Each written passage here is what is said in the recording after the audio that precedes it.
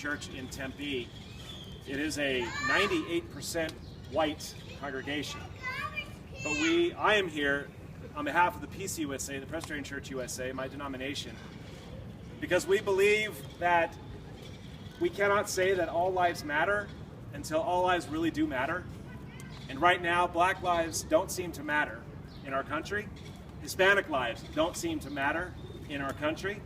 Non-white lives don't seem to matter a lot in the policies and the values that seem to be espoused in the legislation and in the attitudes of our leaders.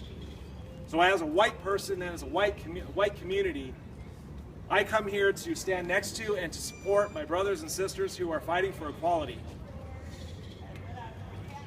It's been proven time and again through statistics that our law enforcement are targeting people of color.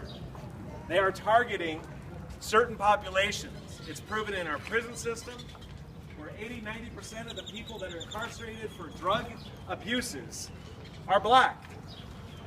When in fact it's been proven statistically that whites actually have a higher rate of usage, and white people are still a population majority in the United States, and yet we keep incarcerating more black people.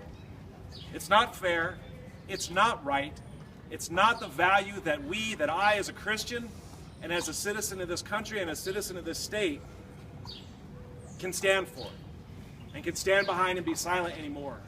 We've been fighting this fight for a long time, folks. Things are changing, but so slowly and so painfully. But really what's happened is the racism and the challenges have become more subversive and harder to detect. And that's why we have statistics, and that's why we bring these things out. We need to be in solidarity with one another. We need to join forces and say, truly, we cannot say that all lives matter until truly black lives matter, LGBTQ lives matter, Hispanic lives matter, all lives matter. We need to hold our leadership accountable. I love the fact that there's a movement to go beyond just the protests. If anything, I feel like sometimes the protests and these actions actually seem to feed the legislators that are against changing anything.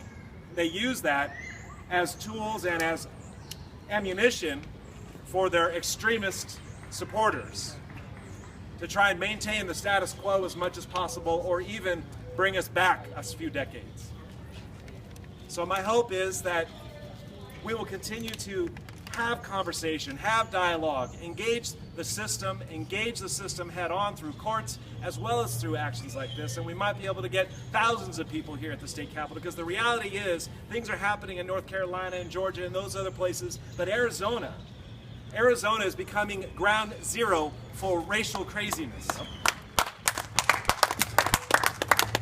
And we need to do something. So I stand here with my sisters and brothers. I stand here in support, and I hope that you will continue to engage the conversations with your friends and family as well.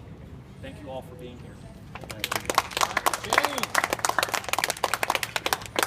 I want